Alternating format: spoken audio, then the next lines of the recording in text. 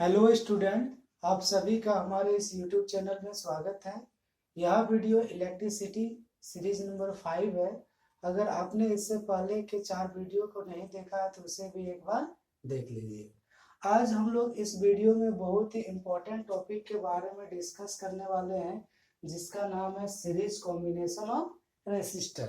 तो इसको डिस्कस करने से पहले हम लोग पहले समझेंगे कि रेसिस्टर को कनेक्ट या कंबाइन करने का जरूरत क्यों पड़ता है। तो हम लोग अपना घर में बहुत अलग अलग तरह का डिवाइस या एप्लायंसेस को यूज करते हैं, और जिसको चलाने के लिए हमको क्या होता है, अलग अलग करंट या फिर अलग अलग वोल्टेज का जरूरत पड़ता है। ठीक है, दैट मीन्स हम लोग को जो भी मशीन हम लोग यूज करते हैं या फिर जो इलेक्ट्रिकल कंपोनेंट या फिर जो एप्लायंसेस यूज करते हैं, उसको ऑपरेट करने के लिए अलग अलग करंट का जरूरत पड़ता है। दैट मीन्स हम लोग को कैसा करंट चाहिए, कंट्रोल करंट या फिर कंट्रोल वोल्टेज का जरूरत पड़ता है। और करंट को कंट्रोल करने के लिए ही हम लोग क्या करते हैं, रेसिस्टर को आपस में क्या करते हैं, कनेक्ट करते हैं। और रेसिस्टर को हम लोग दो तरीका से कनेक्ट करते हैं, एक सीरीज कॉम्बिनेशन होता है और दूसरा क्या होता है, पैरेलल कॉम्बिनेशन। और इसके बावजूद भी अगर हम लोग करंट को कंट्रोल नहीं कर पाते हैं, दैट मीन्स हमको जितना करंट चाहिए उतना करंट हम लोग नहीं ले पाते हैं, तब हम लोग क्या करते हैं, रेसिस्टर को मिक्स कॉम्बिनेशन में कनेक्ट करते हैं। मतलब कुछ को सीरीज में जोड़ देते हैं और कुछ को पैरेलल में। ठीक है, तो आज हम लोग समझें कि सीरीज कॉम्बिनेशन होता क्या है। तो सीरीज कॉम्बिनेशन में क्या होता है कि जब दो या दो से अधिक रेसिस्टर को लाइन बाय लाइन कनेक्ट करते हैं, मतलब एक के पीछे दूसरा, दूसरा के पीछे तीसरा, तीसरा के पीछे चौथा, ताकि सब रेसिस्टर में करंट क्या हो, एक समान फ्लो करे। तो इस तरह के कॉम्बिनेशन को क्या बोला जाता है, सीरीज कॉम्बिनेशन। ठीक है, तो इसको हम लोग डिफाइन कैसे कर सकते हैं, तो इसको लिख सकते हैं कि इफ टू और more than if two or more than two resistance if two or more than two resistance joined are joined into end, so that the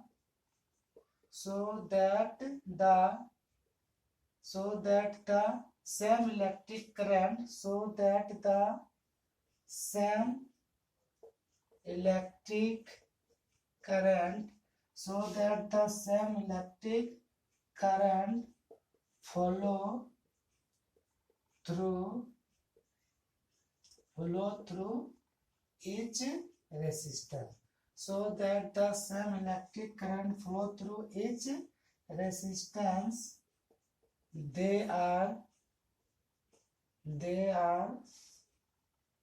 said to be connected in series। तब उसको हम लोग क्या बोलते हैं कि हम लोग आपस में कैसा कनेक्ट है, सीरीज में। क्या होता है कि जब दो या दो से अधिक रेसिस्टर को इन टू इन, मतलब एक के पीछे एक, उसके पीछे पहला के पीछे दूसरा, दूसरा के पीछे तीसरा, तीसरा के पीछे चौथा, और इस तरह से कनेक्ट करते हैं। और कनेक्ट करने के बाद अगर सब में करंट क्या होता है, सेम इलेक्ट्रिक करंट फ्लो करता है। अगर पहला रेसिस्टेंस में 5 जा रहा तो बाकी सब में क्या होगा, 5 ही एम्पियर करंट पास करेगा। तो उस तरह के कॉम्बिनेशन को हम लोग क्या बोलते हैं, सीरीज कॉम्बिनेशन। इसको हम लोग एक डायग्राम से समझ सकते हैं। सपोज दैट मेरे पास 2-3 रेसिस्टर है, एक रेसिस्टर ये है, ये यहाँ पर खत्म हुआ, तो दूसरा रेसिस्टर को हम लोग को क्या करना पड़ेगा, यहीं से कनेक्ट करना पड़ेगा। ये हमारा खत्म हुआ, तीसरा रेसिस्टर को भी क्या करेंगे, इसी के साथ कनेक्ट करेंगे। तो इस तरह का जो कॉम्बिनेशन होता है, तो इस तरह के कॉम्बिनेशन को क्या बोला जाता है, सीरीज कॉम्बिनेशन। और इसमें होता क्या है, तो इसमें क्या होता है कि सब में क्या होता है, एक ही amount of electric current pass करता है। ठीक है, मान के चलते एक रेसिस्टर ये R1 है, दूसरा है क्या, R2 है, तीसरा क्या, R3 है, तीनों लाइन बाय लाइन कनेक्ट है। तो जब यहाँ से करंट जाएगा तो करंट कितना पास होगा, I। तो I क्या होगा, R1 से भी पास होगा, R2 से भी पास होगा, और क्या होगा, R3 से भी पास होता है। ठीक है, लेकिन ये रेसिस्टर, इस रेसिस्टर का अपना पॉइंट अलग अलग, एक पॉइंट ये है, एक पॉइंट ये है। इसका अलग है, इसका अलग है, तो इसलिए इन लोग का जो पोटेंशियल डिफरेंस होता है वो पोटेंशियल डिफरेंस क्या होता है, अलग अलग। तो R1 का पोटेंशियल डिफरेंस को मान के चलेंगे V1, R2 वाला को क्या मान के चलेंगे V2, और यहाँ से R3 वाला को क्या मान के चलेंगे V3। इसको और तरीका से हम लोग समझ सकते हैं। सपोज दैट यहाँ पर एक बैटरी है, यहाँ पर एक रेसिस्टर इस तरह से कनेक्ट किए, एक रेसिस्टर को इस तरह से। तो देखो ये रेसिस्टर यहाँ से है, टर्मिनल यहाँ, इसका यहाँ। तो देखिए ये रेसिस्टर यहाँ पर खत्म हुआ तो दूसरा रेसिस्टर को क्या किए, यहीं से कनेक्ट किए। दैट मींस ये क्या है, सीरीज कॉम्बिनेशन है। इसको और समझ सकते हैं दूसरा डायग्राम से।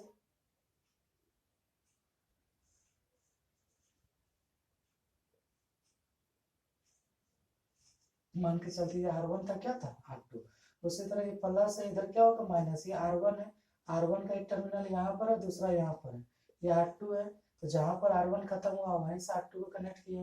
ये R3 है, जहां से R2 खत्म हुआ वहीं से क्या किए, R3 को कनेक्ट किए। तो इस तरह का जो कॉम्बिनेशन होता है उस कॉम्बिनेशन को हम लोग क्या बोलते हैं, सीरीज कॉम्बिनेशन। और इसमें क्या होता है कि जितना भी रेसिस्टर होता है सब रेसिस्टेंस में करंट का वैल्यू क्या होता है, सेम होता है। ठीक है, अब क्या होता है, सपोज दैट यहाँ पर 3 रेसिस्टर है, जैसे R1 का वैल्यू मान के चलते कितना 2 है, R2 का वैल्यू 3 है, R3 का वैल्यू 5 है। जब सबको आपस में जोड़ेंगे तो इसको जोड़ने के बाद कितना आता है, जो सीरीज कॉम्बिनेशन में क्या होता है, लाइन बाय लाइन जुड़ जाता है, तो कितना हो जाएगा 10। तो जो एक सिंगल वैल्यू आता है, तो इसी जब अलग अलग रेसिस्टेंस को जोड़ने के बाद एक नया वैल्यू बनता है, उसी वैल्यू को तब हम लोग क्या बोलते हैं, इक्विवेलेंट रेसिस्टेंस। ठीक है, तब अब हम लोग जो सीखेंगे वो सीखेंगे कि जो सीरीज कॉम्बिनेशन होता है, तो सीरीज कॉम्बिनेशन के लिए इक्विवेलेंट रेसिस्टेंस या फिर टोटल रेसिस्टेंस का फॉर्मूला क्या होता है। ठीक है, तो हम लोग देख रहे हैं कि बैटरी में मान लेते हैं V वोल्ट सप्लाई किए, और ये V वोल्ट क्या हुआ, तीनों रेसिस्टर के लिए अलग अलग बढ़ गया। R1 के लिए पोटेंशियल डिफरेंस क्या हो गया V1, क्योंकि इसका पॉइंट अलग अलग है। R2 के लिए पोटेंशियल डिफरेंस क्या हो गया V2, क्योंकि इसका पॉइंट अलग है। और R3 के लिए पोटेंशियल डिफरेंस क्या हो गया V3, क्योंकि इसका भी पॉइंट क्या अलग है। तो इस तरह से हम बोल सकते हैं कि जो टोटल पोटेंशियल होगा, टोटल पोटेंशियल डिफरेंस कितना हो जाएगा, तो टोटल पोटेंशियल डिफरेंस को तो हम लोग V बोलेंगे, और V किसके बराबर हो जाएगा V1 plus V2 plus V3। इसको हम लोग मान के चलते इक्वेशन 1। ठीक है, अब हम लोग जानते हैं कि from Ohm's law, Ohm's law से हम लोग क्या पढ़े हैं, तो फ्रॉम ओम्स लॉ में हम लोग इधर से आई गया, इधर से क्या आ जाएगा आई। ठीक है, तो फ्रॉम ओम्स लॉ में हम लोग क्या पढ़े हैं, तो ओम्स लॉ में V इक्वल टू क्या होता है आई आर। तो उसी तरह V1 होगा तो V1 इक्वल टू क्या होना चाहिए आई R1, क्योंकि R1 में भी करंट क्या पास हो रहा है, आई पास हो रहा है, और R1 का पोटेंशियल डिफरेंस क्या है V1। उसी तरह जब V2 रहेगा तो V2 इक्वल टू क्या हो जाएगा आई R2, और उसी तरह जब हम लोग V3 निकालेंगे तो V3 इक्वल टू क्या हो जाएगा आई R3। अब जो वैल्यू निकला सबका वैल्यू को हम लोग ले जाके कहाँ पर रख देते हैं, इक्वेशन 1 में। तो लिखेंगे putting this value, putting this value in equation 1। Equation 1 में जब सबका वैल्यू को रखते हैं तब आपको क्या मिलता है, तो जब हम लोग इक्वेशन 1 में वैल्यू को रखेंगे तो इसको आगे बढ़ा सकते हैं। तो इसको क्या लिख सकते हैं, तो जहां पर V लिखा है तो V का वैल्यू कितना निकला आई आर, तो V की जगह हो जाएगा आई आर इक्वल टू है V1 है, तो V1 का वैल्यू कितना निकला आई आर 1, तो इसके जगह क्या हो जाएगा आई आर 1, फिर क्या प्लस, तो हम प्लस दे देंगे। फिर V2 का वैल्यू कितना निकला आई आर 2, तो यहाँ पर क्या हो जाएगा आई आर 2, फिर प्लस प्लस दे देंगे। फिर V3 का वैल्यू कितना आई आर 3। ठीक है, इधर तो आ जाएगा आई आर, ये तीनों में क्या कॉमन है, तो तीनों में कॉमन क्या आई, तो यहाँ पर क्या हो जाएगा R1 plus R2 plus R3। ये दोनों तरफ आई आई क्या हो जाएगा कट जाएगा, तो इक्विवेलेंट रेसिस्टेंस R बराबर क्या होता है R1 plus R2 plus R3। ठीक है, दैट मीन्स इसमें जो टोटल रेसिस्टेंस होता है वो टोटल रेसिस्टेंस कितना होता है, जो अलग अलग रेसिस्टेंस है सबके सम के बराबर। ठीक है, अब हम लोग जो सीरीज कॉम्बिनेशन पढ़े उसका क्या समरी बनता है उसको भी थोड़ा सा समझ लेते हैं। ये समरी आपको न्यूमेरिकल को सॉल्व करने में क्या करेगा, हेल्प करेगा। जब हम लोग मिक्स टाइप न्यूमेरिकल को सॉल्व करेंगे तब यही समरी आपको क्या करता है, हेल्प करता है। सपोज दैट मान के चलते हैं, तो मान के चलते हैं कि R1 का वैल्यू 2 था, R2 का वैल्यू कितना था 4 और R3 का वैल्यू कितना 6। तो इसका इक्विवेलेंट रेजिस्टेंस कितना हो जाएगा, तो यहाँ पर क्या पुट कर सकते हैं 2 + 4 + 6, तो कितना आ गया 12। और ये जो 12 है ये 2 से 4 से और 6 से तीनों से बड़ा होता है कि नहीं, तीनों से बड़ा है। दैट मीन्स क्या होता है कि सीरीज कॉम्बिनेशन में जो टोटल रेसिस्टेंस होता है वो टोटल रेसिस्टेंस का वैल्यू क्या होता है, इंक्रीज करता है। ठीक है, तो जब टोटल रेसिस्टेंस का वैल्यू क्या होता है, इंक्रीज करता है, जिसके कारण सर्किट में करंट का वैल्यू क्या हो जाएगा, कम हो जाएगा। और क्या होता है सीरीज कॉम्बिनेशन में, देखिए जो R1 में भी करंट कितना पास कर रहा है I1, R2 में भी करंट क्या पास कर रहा है I, और R3 में भी करंट क्या पास कर रहा है I। मतलब सीरीज कॉम्बिनेशन में क्या होता है, सब में जो करंट होता है करंट का वैल्यू क्या होता है, सेम होता है। और क्या होता है, तो सीरीज कॉम्बिनेशन में जो टोटल रेसिस्टेंस होता है, ये टोटल रेसिस्टेंस किसके बराबर होता है, तो जितना भी अलग अलग रेसिस्टेंस है सबके सम के बराबर होता है। ठीक है, तो अब हम लोग नेक्स्ट जो टॉपिक डिस्कस करने वाले हैं उसका नाम हम लोग क्या रख देते हैं, तो उसका इसी से रिलेटेड है समरी ऑफ सीरीज कॉम्बिनेशन। जो हम लोग सीरीज कॉम्बिनेशन पढ़े उसका क्या समरी निकलता है, तो पहला समरी हम लोग बोल सकते हैं कि टोटल रेसिस्टेंस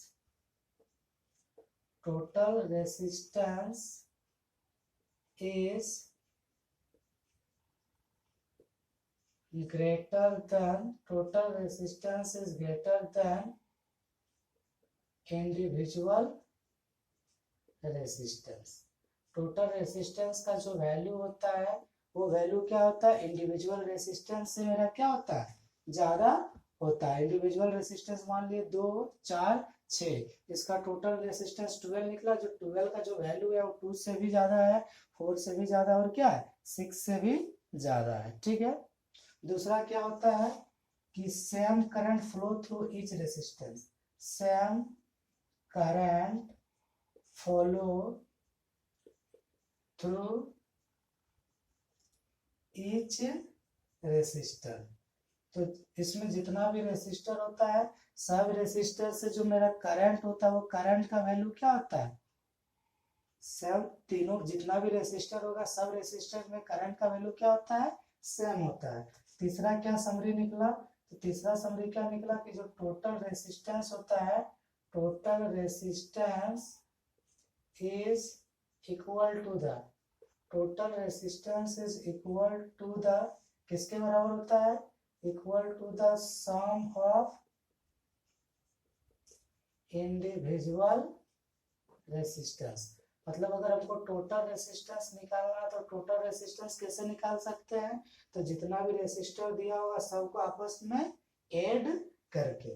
उसी तरह अगर हमको टोटल पोटेंशियल निकालना है तो total potential difference is equal to the, total potential difference किसके बराबर था, तो अभी हम लोग पढ़े थे V बराबर क्या था, V1 + V2 + V3। तो इसमें हम लोग देखें क्या कि जो टोटल पोटेंशियल डिफरेंस है इज इक्वल टू द किसके बराबर होता है, equal to the potential difference is equal to the sum of, सबको आपस में ऐड किया तो is equal to the sum of potential difference across each resistor. मतलब जितना रेसिस्टर होगा उन सब रेसिस्टर का जो जो पोटेंशियल डिफरेंस होगा सब के सम के बराबर क्या होता है, टोटल पोटेंशियल डिफरेंस। ठीक है, ये तो हम लोग सीरीज कॉम्बिनेशन पढ़े, लेकिन हम लोग जो घर में डोमेस्टिक इलेक्ट्रिक सर्किट में जो कॉम्बिनेशन करते हैं उस कॉम्बिनेशन में हम लोग सीरीज कॉम्बिनेशन नहीं करते हैं। तो हम लोग घर में सीरीज कॉम्बिनेशन का यूज क्यों नहीं करते हैं, तो सीरीज कॉम्बिनेशन का यूज नहीं करने के पीछे मेरा क्या कुछ रीजन है। क्या क्या रीजन है, तो अगर एग्जाम में कभी कभी आता है क्वेश्चन कि हम लोग घर में सीरीज कॉम्बिनेशन का यूज क्यों नहीं करते हैं, तो उसको समझने के लिए हम लोग क्या करते हैं, कुछ एप्लायंसेस को क्या करते हैं सीरीज कॉम्बिनेशन में कनेक्ट कर देते हैं, और कनेक्ट करने के बाद देखते हैं कि क्या क्या प्रॉब्लम आ सकता है। ठीक है, मान के चलते हैं कि यहाँ पर आपका बल्ब है, यहाँ पर हम किसको कनेक्ट कर दिए हैं, फैन को कनेक्ट कर दिए हैं, ठीक है। यहाँ पर और किसको हम लोग कनेक्ट कर सकते हैं, सपोज दैट यहाँ पर हम लोग क्या किए, टीवी को क्या किए, सीरीज कॉम्बिनेशन में कनेक्ट कर दिए, ठीक है।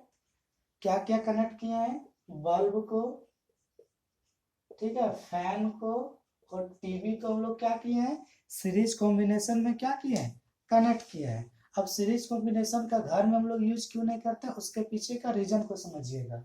अब क्या होता है, मान लेते हैं कि इस तरह से यहाँ से करंट पास हो रहा है और जैसे करंट गया इस बल्ब के पास गया और बल्ब मेरा क्या हो गया, फ्यूज हो गया। जब मेरा फ्यूज हो गया, तो जब फ्यूज हो जाता बल्ब, तो बल्ब फ्यूज हो जाता तो बल्ब अपने से होकर करंट को पास होने नहीं देगा, और जब बल्ब से करंट होकर पास नहीं होगा तो फैन के पास भी करंट नहीं जा पाएगा और टीवी के पास भी करंट नहीं जा पाएगा। दैट मीन्स इसमें क्या होता है कि इसमें अगर एक एप्लायंस खराब होता है तो उसका जो इफेक्ट होता है बाकी पर भी पड़ता है, ठीक है। तो हम लोग तो नहीं चाहेंगे कि अगर बल्ब, मेरा घर का बल्ब फ्यूज हो गया तो हम ऐसा तो नहीं चाहेंगे कि हम टीवी देखना बंद कर दें। इसीलिए हम लोग क्या करते हैं, घर में सीरीज कॉम्बिनेशन का यूज नहीं करते। और इसमें क्या दिक्कत आ सकता है, अब देखो हम लोग अभी पढ़े कि सीरीज कॉम्बिनेशन में सब रेसिस्टर पर करंट का वैल्यू क्या होता है, सेम होता है। अब जैसे यहाँ पर हम लोग तीन लिए हैं, तीन अप्लायंस लिए, एक बल्ब लिए हैं, एक फैन लिए हैं और एक क्या लिए हैं, टीवी।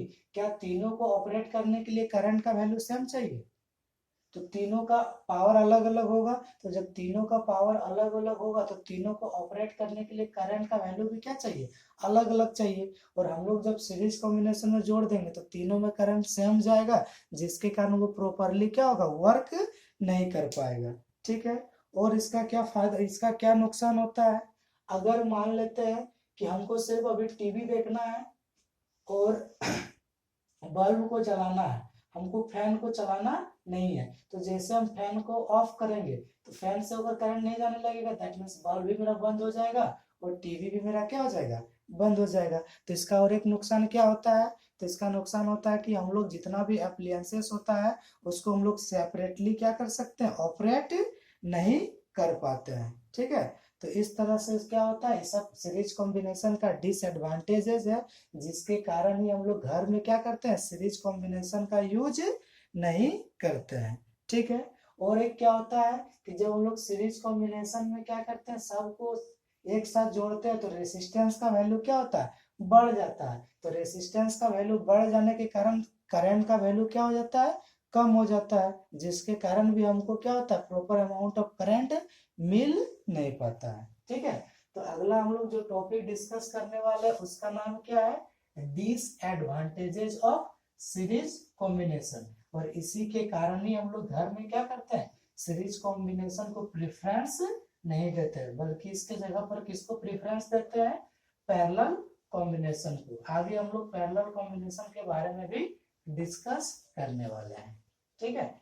तो अभी हम लोग देखते हैं disadvantages of series combination. disadvantages of series combination. तो इसका पहला डिसएडवांटेज क्या हो जाएगा, तो इसको हम लोग लिख सकते हैं पहला नंबर में कि in series combination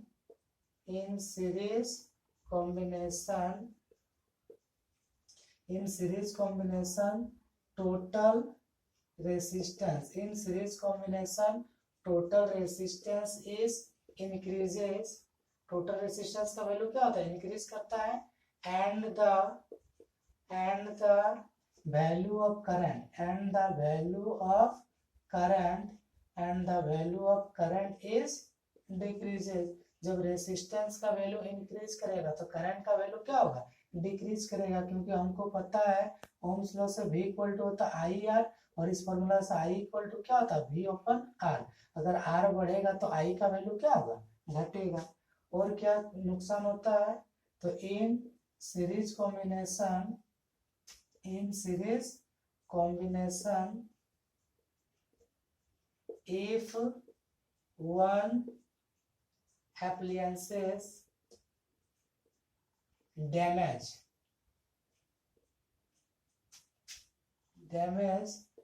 then the then the other appliances then the other appliances does not work. तो इसमें अगर एक अप्लायंस खराब होता है तो बाकी अप्लायंस क्या करता है, काम करना क्या कर देता है, बंद कर देता है। और इसमें क्या होता है, तो इसमें हम लोग प्रॉपरली अगर हमको सिर्फ फैन चालू करना है, बल्ब और टीवी को बंद करना है, तो ऐसा हम लोग कर नहीं पाते हैं। तो in series combination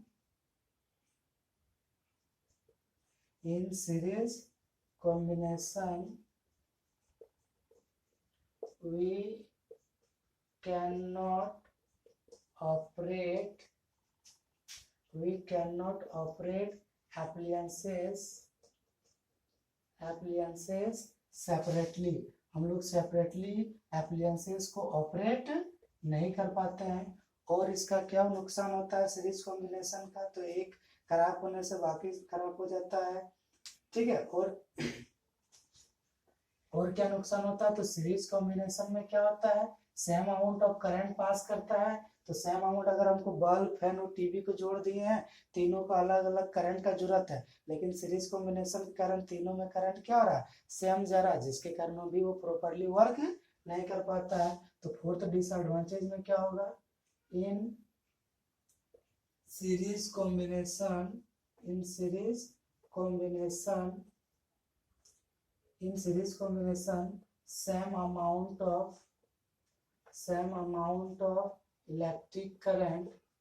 same amount of electric current passes through